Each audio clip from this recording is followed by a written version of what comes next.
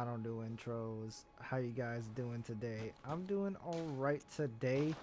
Today I have something a little bit exciting for you guys. I haven't done something like this ever before on the channel. I'm mostly an Elden Ring PvPer, you guys know this. But to commemorate the Return to Yarnum event, I've been playing a ton of Bloodborne. I'm so happy that my Bloodborne PvP video got over 700 views on it. That's insane. I didn't think that there was an audience for Bloodborne, but apparently there is. So this video is for you guys, man. This is a Bloodborne guide in 2023.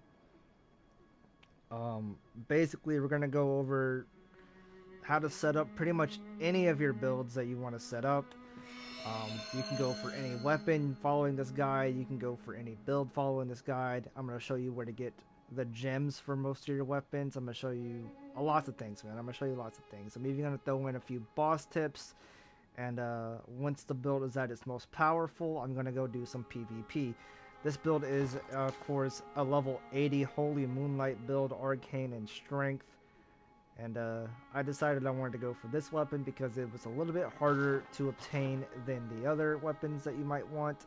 For example, if you want a base game weapon, then you can pretty much get it right after Bloodstorm Beach. Any weapon you want, doesn't matter. For DLCs, however, you have to make sure you have the weapon before you can go into the dungeons to get the weapon. Luckily for me, I went with the regular version of the Holy Moonlight Sword with 2 radials and 1 triangle. So it wasn't that bad for farming and stuff like that for me. Anyway, guys, if you guys can do me a favor during this guide, if you could like and subscribe. We are almost to 500 subscribers, which actually blows my mind here on the channel. I never thought I even would get past 100, and here we are. We're trying to make it to 1,000 before the end of the year. With that being said, guys, I hope you guys enjoy the Bloodborne guide. So I want to preface this by saying that none of this is scripted, by the way. This is all, I'm gonna just, I'm just showing you clips from my playthrough, and I'm just gonna talk over them, and I'm gonna tell you the ideas behind them. And so if it comes off not comprehensive, that's probably why, because I'm an idiot. Most people, when they make entire guide videos, they write entire scripts. I don't do that. I'm gonna just jump right into it, man. All right, guys, let's start the Bloodborne guide now. So here's my character, and that's his starting shit and whatnot, stuff like that. Moonlight Madman is the character's name. Obviously, he's going for the Holy Moonlight Sword. Something that I like to do first on all of my runs is I like to get a Madman's knowledge and pop it before I get to the dream. That way I can level up. Because you need at least 1 insight before the doll will even speak to you. So it's this route that I take right here allows me to get a Madman's knowledge, as well as go for an item right across the bridge over there to the tiny music box.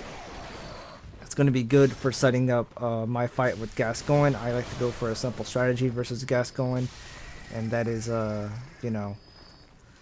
first phase, just parry him and then Molotov him. Second phase, hit him with the music box, and then third phase, parry him and Molotov him, and that usually ends up for a easy Gascoigne fight. So yeah.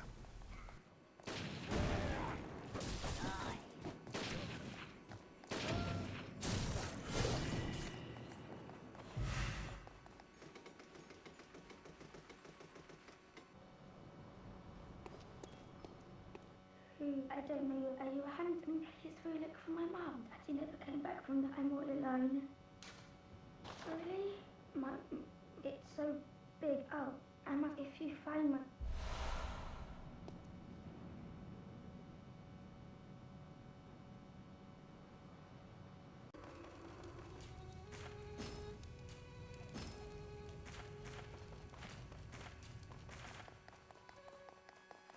Welcome home. What is the cutest? Very well, let me start.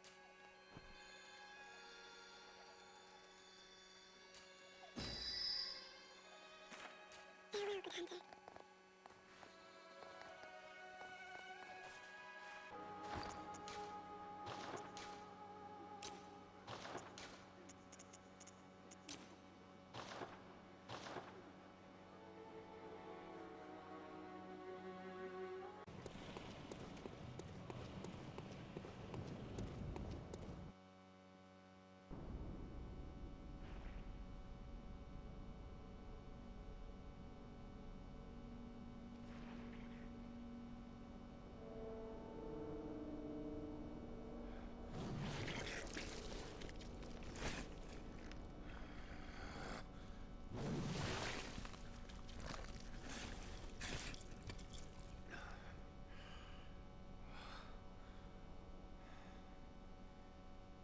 beasts all over the shop. You'll be one of them, sooner or later.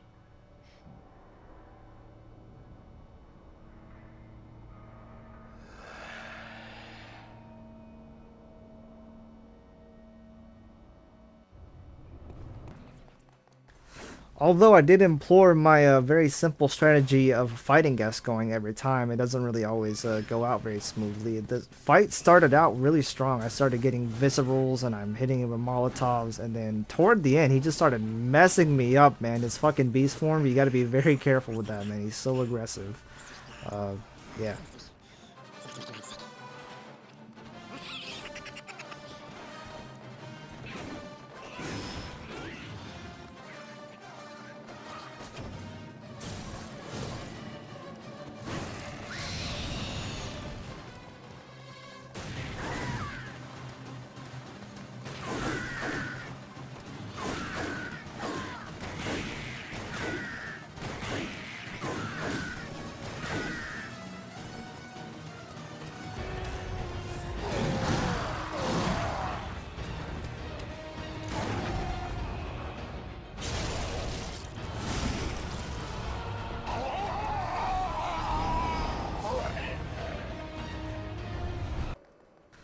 So here's a very important area that I like to hit on all of my runs. This little alcove right here by the Cathedral Ward. Please go in there. There is a ton of Bloodstone shards, enough to upgrade like 2 entire weapons if you want. Just a really good place to get some upgrade materials.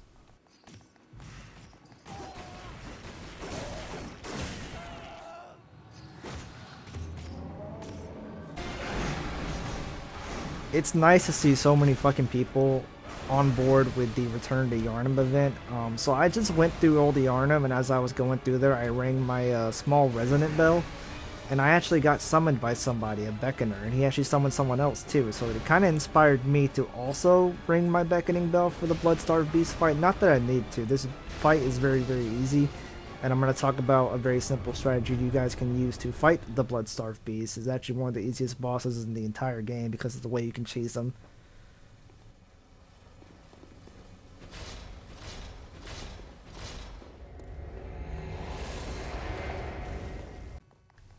So here's my Bloodstorm Beast fight with a Cooperator. So what you want to do is you want to pop a Beast Blood pellet, some fire paper, and then I forgot to put on my Beast Pungent Gauntels, but yeah, just put them on, toss them against the wall. The boss will be attracted to them. Every so often, keep tossing them, and then hit him until he's dead, pretty much.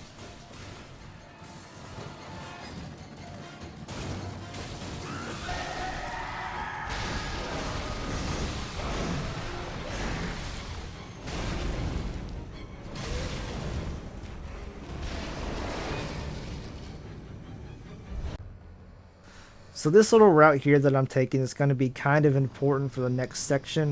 We're going to run to the real world Hunter's Dream and pick up the doll set as well as the old Hunter Bone for our build. And the reason why we're doing this is because we want to sell the doll set to get a ton of blood echoes. You get like 35k when you sell it. And it's going to help you level up for the next fight. I believe the next fight is we're jumping right into the Chalice Dungeons next. So yeah, we kind of want to be a little bit prepared for that, and selling the doll set is going to get us enough blood echoes to level up with.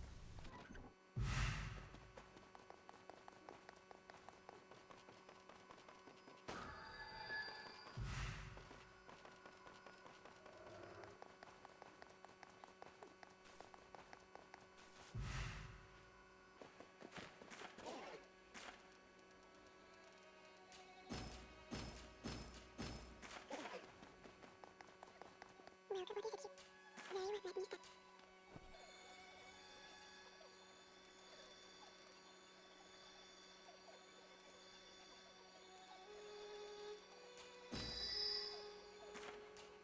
hunter.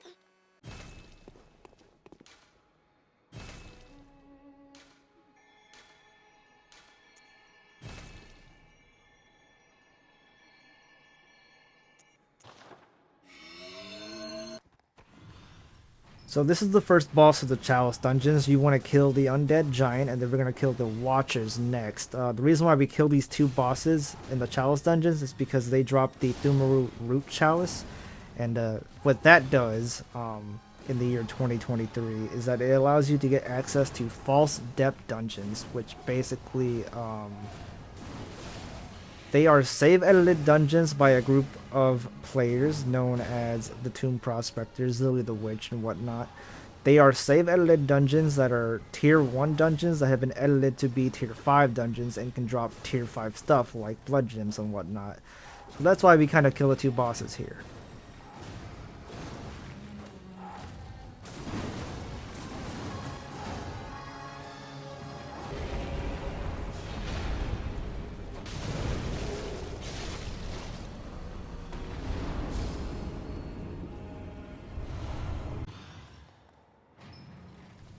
Undead Giant isn't that bad, but he does a ton of damage. The Watchers are the same way. I would kind of consider them to be a little bit harder because there's 3 of them. But all you have to do is really parry them and run away, parry them and run away, and then eventually they go down pretty easily.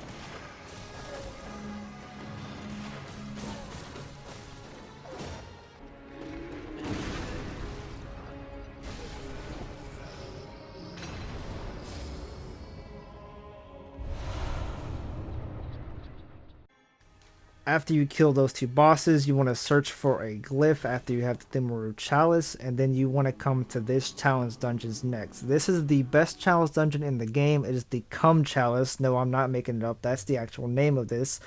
Basically, it's the best farm spot in the entire game. You just walk out, you look to your left, and then a hunter dies, and you get like 80,000 blood echoes, and then you reset with some bold hunter's marks, and then you keep going to whatever level you want.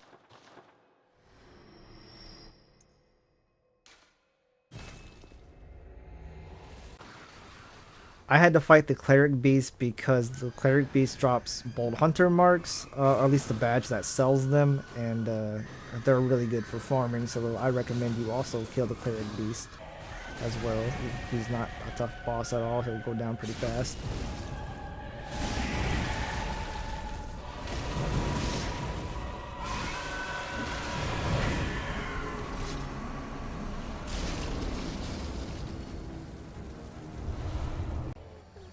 So here's the final stats for my build after I just kind of sat in the Cum Chalice for a long time, and I know it's weird saying that, and context, I guess. That's the build. I have never seen this choke slam death animation before, but it's really cool. He literally looks like the Undertaker just fucking killing me.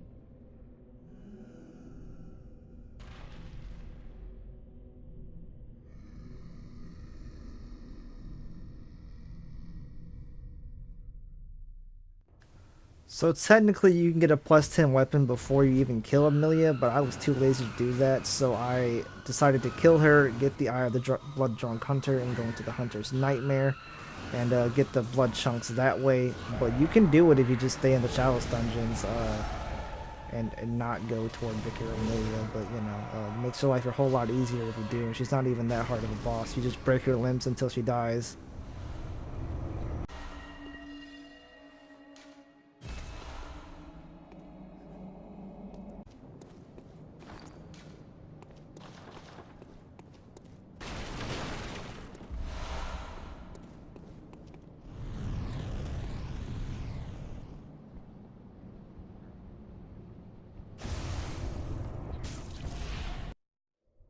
Cursed fiends, their children too.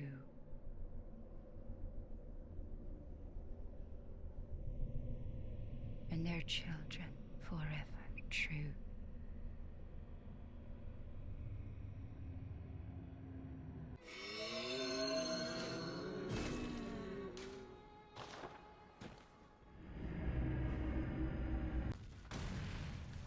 So right now I'm just kind of setting up to fight Ludwig to get the Holy Moonlight Sword, and I'm using a couple Chalice Dungeons to get a little bit more powerful.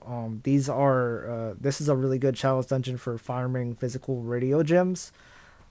Just follow the route that I took, and then you kill this one enemy, and he often times and not drops a decent gem for you.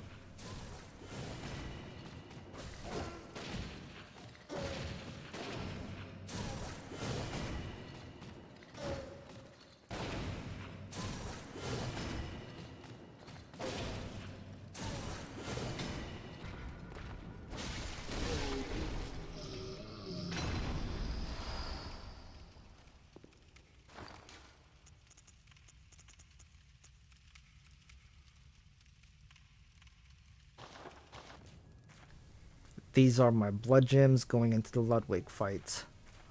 They did pretty decently. So my Ludwig fight wasn't that bad, but something neat did happen during the fight. I left the bell on, and then someone came in later on after the fight was already started, and we ended up fighting it together, man. I'm so glad that this game is active again with the Return to Yarnum event. I hope this video does well and helps spread awareness of that event as well, because Bloodborne deserves the player activity. It's a truly masterpiece of a game.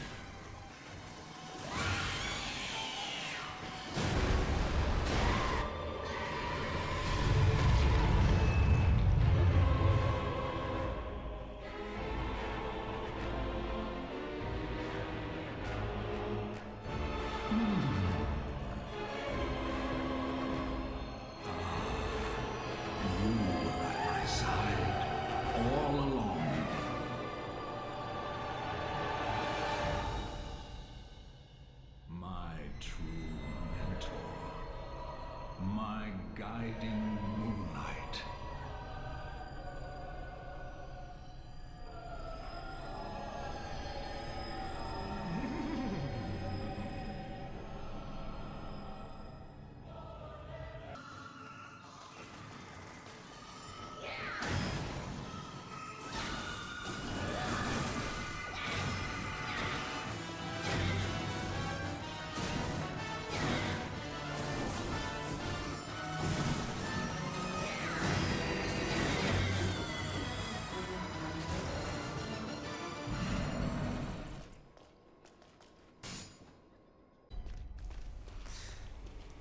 And here's the clip of me getting the weapon that I'm using for the rest of the run, as well as what the character is pretty much centered around, the Holy Moonlight Sword.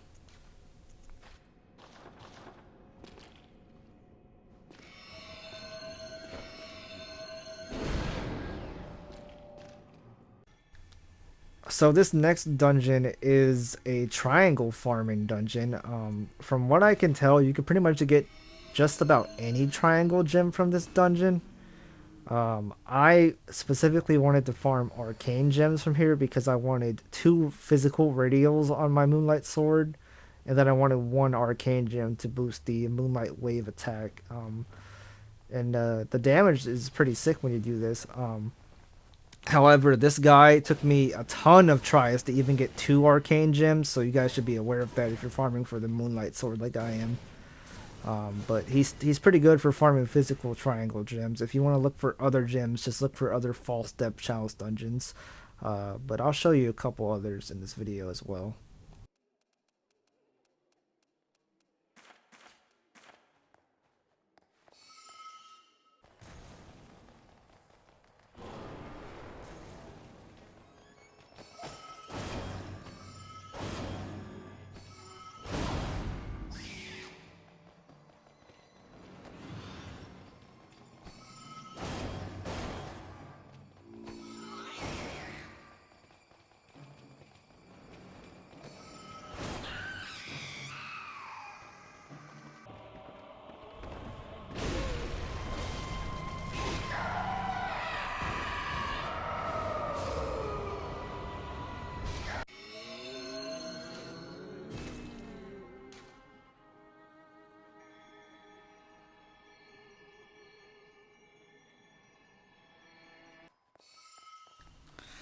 So the next couple of challenge dungeons are actually going to be really important.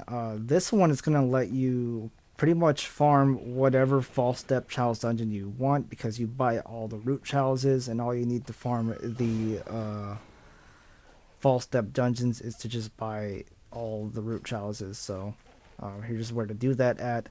And then the next dungeon that you're going to see is a dungeon where you can farm blood chunks and a blood rock every time you reset it.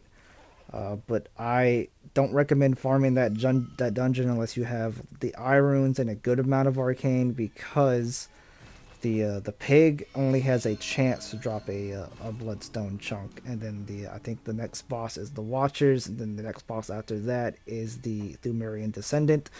And he drops a blood rock. But the thing about this dungeon is that your health is very, very low. So there's that. And the pig can just one-shot you. So you kind of be careful of that.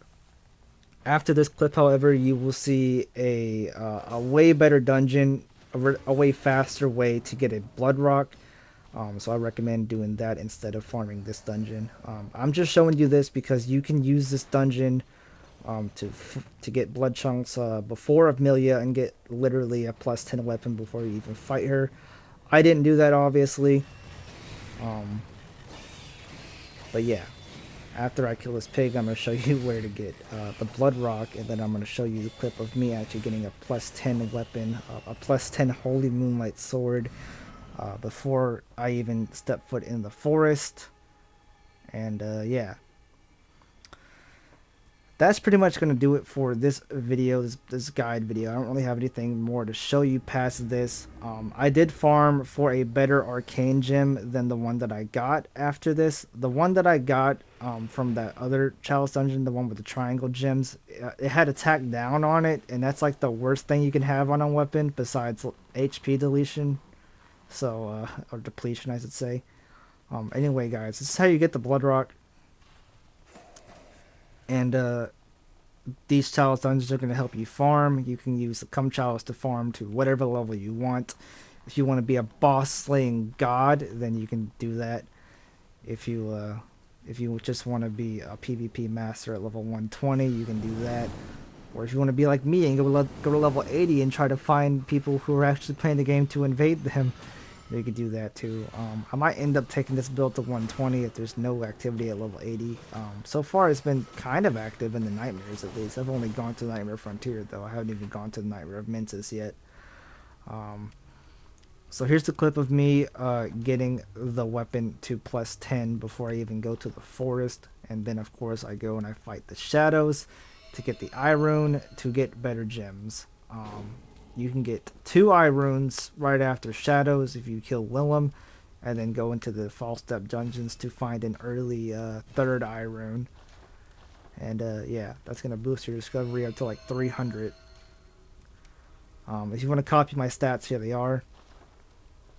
But yeah, guys, there isn't much left to show you, man. This is the most powerful point that you could possibly be, and I'm going to show that off here in this Olgarius fight. This is with the bad arcane gem though, so this is with the attack down arcane gem that I have on.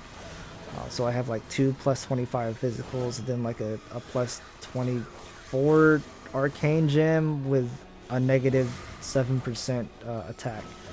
I do farm for a better one after shadows, like I said. And the damage is actually insane, and you're going to see that too. You're going to see how insane the damage is afterwards.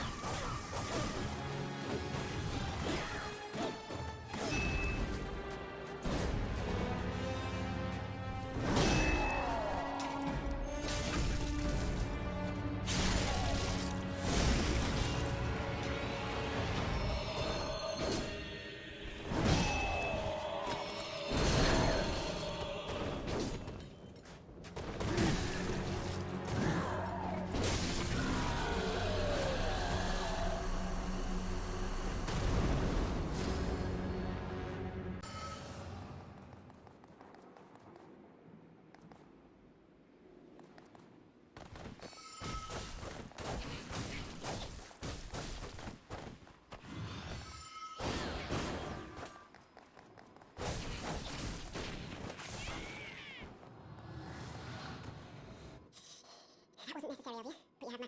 You must have killed Gaston as well. He was throwing a puppet try to keep me out. The hunter should be the hunting of hunters to me.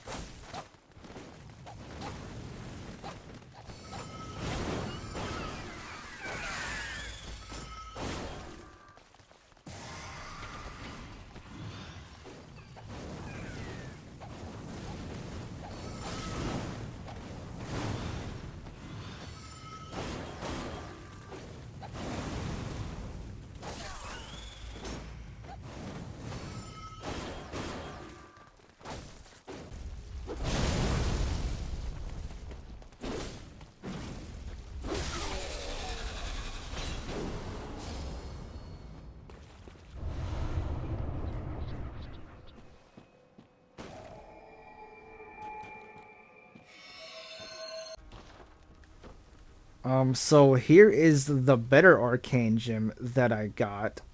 25% weapon durability. We don't really care about weapon durability all that much. Yeah. The damage extremely high. 634 at level 80 is insane. But the Holy Moonlight Sword is like the second highest AR weapon in the game. So, you know, only bet out by the Holy Ludwig Blade, I think it's called. Or Ludwig's Holy Blade. Here's the insane damage of the Holy Moonlight Sword, man. And then I'm going to show you guys some PvP clips after this. Showing off this build at level 80 in the Nightmare Frontier.